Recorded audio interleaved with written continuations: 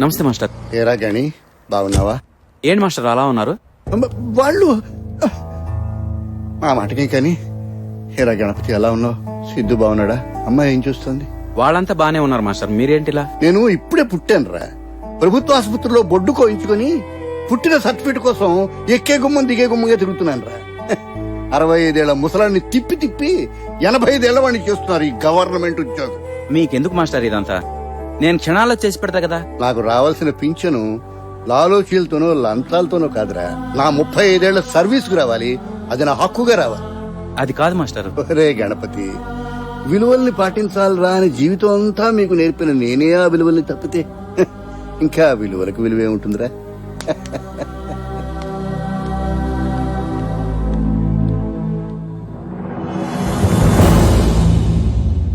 ఇదిగోండి. Thank you. You're welcome. ఏమిటమాది? న్యూసా ఇది?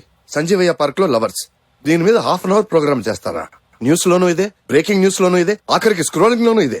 సంజీవయ్య పార్క్ లో lovers in Sanjeevaiah park. TRP ratings కాదమ్మా కావాల్సింది, సెన్సేషనల్ సోషల్ ఇష్యూస్ పట్టుకోండి, దాని మీద ప్రోగ్రామ్స్ చేయండి. 1,00,000 ప్రాబ్లమ్స్ తో జనం చచ్చిపోతున్నారు, వాటి మీద ఏదైనా ప్రోగ్రామ్స్ చేయండి.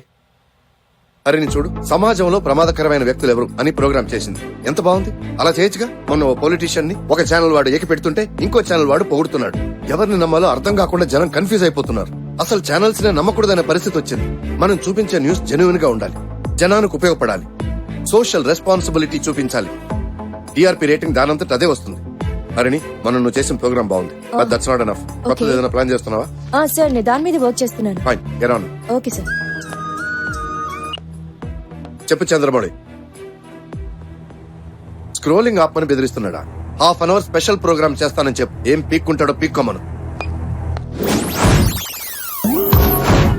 ఇది టోటల్ గా మూన్ అన్నమాట. మూనా? నమూనా. ఓ, అదేమో మన వెంచర్ అన్నమాట. సెంటర్ లో. ఆ సెంటర్ లోది. ఆ ఫస్ట్ ప్లాట్ ఏమో షారుఖ్ ఖాన్ ది, దాని పక్కనేమో సల్మాన్ ఖాన్ ది, దాని పక్కనేమో అమీర్ ఖాన్ ది. అక్కడే దెబ్బతున్నావు. అది హృతిక్ రోషన్ ది. ఓ, అంటే మన తెలుగు హీరోలు ఎవరు కొనలేదు సార్? మన వాళ్ళెవరు ఆ స్టేజీకి వెళ్ళాలా? ఈ పక్కనేమో మల్లికా షరావత్ ది. Is it? Yes. సార్ ఎలాగైనా సరే పక్క స్థలం నాకు ఇప్పించండి సార్. అమ్మో, కష్టమండి. జాగిచ్చారు ఒప్పుకోడు. అతను డబల్ ఇస్తానంటున్నాడు. నేను ట్రిపుల్ ఇస్తాను సార్. త్రిపుల చదరపు గజం 3 లక్షలు అవుతున్నాయా? పర్లేదు సార్, ఆవిడ నా పక్కన ఉండాలి కానీ 10 లక్షలు ఇవ్వను. ఏ వ్యాపారం అంది? ఆల్బమ్ వ్యాపారం సార్. ఆల్బమ్ వ్యాపారం అంటే ఆల్బమ్ లో ఫోటోలు ఇరికిస్తుంటాం సార్, లేడీస్. అది మనం తర్వాత మాట్లాడుకుందాం. ఎంత ఇమ్మంటారు చెప్పండి అడ్వాన్స్? ఒక 20 కొట్టండి. 20 తెచ్చాను సార్ కరెక్ట్ గానే. మన హైట్ ఎంత? ఏం తగ్గిస్తారా ఏమన్నా? అది కాదు, మల్లికా షరావత్ అడిగితే చెప్పదు. 5'2" అని చెప్పండి సార్. ఇదిగో సార్ మీకు బ్యాగ్ ఫ్రీ సార్. మీకు కూడా ప్లాట్ లో రాళ్లు ఫ్రీయే.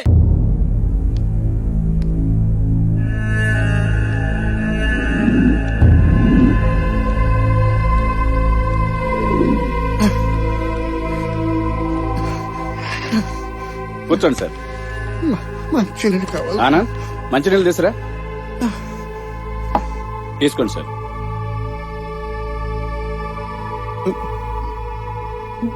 ఏం కావాలి సార్? బాబు, నీకు 35 వయసు ఉంటుందా? అంతేనండి. నీకంట 30 ఏళ్లు ముందు పుట్టాను, కానీ నేను పుట్టినట్టు నువ్వు సర్టిఫికెట్ ఇస్తే కాని నాడు నమ్మట బాబు. మీ డేట్ ఆఫ్ బర్త్ ఎంతండి? ఆగస్టు 15, 1947. అదేంటండి, క్రీస్తు పూర్వం ఎప్పుడో పుట్టి ఇప్పుడు సర్టిఫికేట్ అంటే ఎలాగండి? తప్పదు బాబు, అది ఇస్తే తప్ప నాకు పింఛన్ రాదు బాబు. మీకు పింఛన్ వచ్చే మార్గం నేను చెప్తాను. ఆ? ఓ 1000 రూపాయలు మీది కాదనుకుని పారేశారనుకోండి, అయోధ్య రాముడు, ఎలిజబెత్ టేలర్, మహాత్మా గాంధీ కూడా మన ఊర్లోనే పుట్టారని సర్టిఫికేట్ నేనిస్తాను. అలా చేస్తే వాళ్ళు ఎంక్వైరీ చేయరా బాబు? ఎందుకు ఇచ్చారని ఉండదు, ఎంత తీసుకొని ఇచ్చారని మాత్రమే ఉంటుంది. ఎందుకంటే మా పై వాళ్ళకు కూడా షేర్ ఉంటుంది కదండి. ఆహా, ఇవ్వక తప్పదంటావా? ఆ భగవంతుడికి కూడా లంచం తప్పదండి. మనది స్వతంత్ర భారతదేశం సార్. మర్చిపోయాను బాబు, మనది స్వతంత్ర భారతదేశం మర్చిపోయాను. 65 ఏళ్ల కిందటే ఈ స్వతంత్రాన్ని లంచాలకి తాకట్టు పెట్టాను, మర్చిపోయాను బాబు. స్వాతంత్రం పుట్టినరోజు పుట్టాను, కానీ నా పుట్టిన సర్టిఫికేట్ కోసం వెతుకుతున్నప్పుడు ఇంకా ఈ దేశానికి స్వతంత్రం రాలేదని తెలుసుకున్నాను బాబు, తెలుసుకో.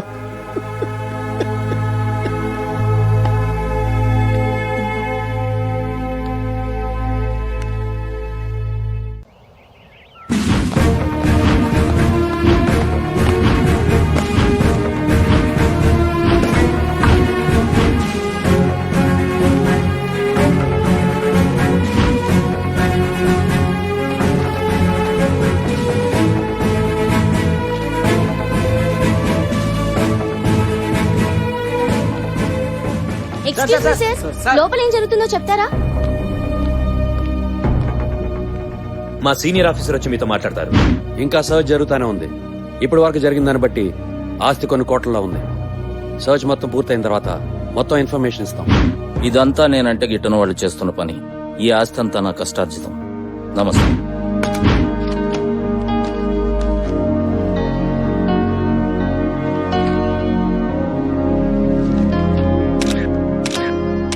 సైన్ చేయండి సార్.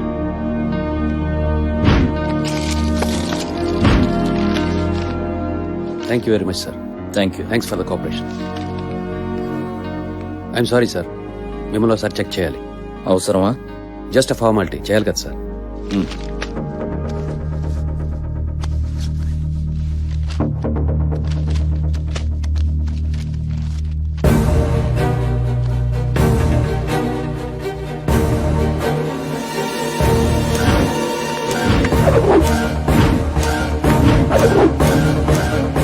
ఏసీబీ పట్టుకున్న మొత్తానికి నేను అకౌంట్ చూపించుకోగలను, కానీ వాళ్ళు తీసుకెళ్లిన పెన్ డ్రైవ్ లో ఉన్న బినామీ డీటెయిల్స్ బయటపడకూడదు. ఆ డీటెయిల్స్ అన్ని వాళ్ళ రికార్డ్స్ లోకి ఎక్కకముందే అది మన చేతికి రావాలి. ధర్మతేజ పొలిటికల్ గా బాగా ఇన్ఫ్లుయెన్స్ ఉన్న వ్యక్తి. నాకు తెలుసు. ఆయన ఈ రోజు సస్పెండ్ అయినా రేపు మీ పై ఆఫీసర్ గా రావచ్చు. నిజమే, కానీ అన్ని రికార్డ్ అయి ఉన్నాయి. రాజ్యాంగాన్నే మార్చాం, రికార్డ్స్ ని మార్చలేమా? పాయింటే. మీరు రైడ్ లో సీల్ చేసిన కవర్స్ లో ఒక కవర్ లో ధర్మతేజ ఆస్తుల వివరాలున్న పెన్ డ్రైవ్ ఉంది. దాని విలువ కొన్ని కోట్లు. అదొకటి మీరు తప్పిస్తే మీకు 2 కోట్లు.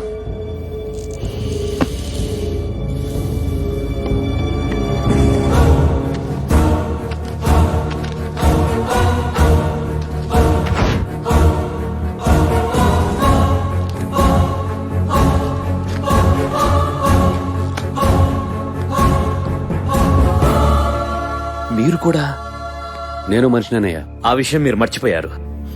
అందుకే 2 కోట్లు కావాలంటే నీకు షేర్ ఇస్తాను.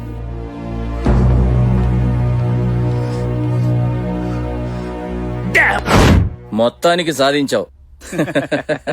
2 కోట్లు అనగానే ఆఫీసర్ గొంతు తడారిపోయింది సార్. ఇన్నాళ్ళు నేను ఎంత సంపాదించానో లెక్క చూసుకోలేదే. ఏసీబీ రైడ్ జరిగినాక అని తెలిసింది మనం సంపాదించింది 100 కోట్లు. ఏదైతే ఇది మన చేతికొచ్చింది. సురేఖ, మా ఇద్దరికి టీ తీసుకురా. మా ఇటురా. ఏమైందిరా? స్కూల్లో తలెత్తుకోలేకపోతున్నాను నాన్న. ఏ? అందరూ నన్ను లంచగొండి కూతురు అంటున్నారు. వాళ్ళ మొహం వాళ్ళకేం తెలుసు? అదంతా అబద్ధం రా. మా పొట్ట నింపడం కోసం జనం పొట్ట కొట్టాలని నాన్న. నేను మీకు పుట్టకుండా ఉండాల్సింది. నోర్మై, వయసుకు మించిన మాటలు. నాన్నగారు తిలాగైనా మాట్లాడేది? పోలా ఊరికి.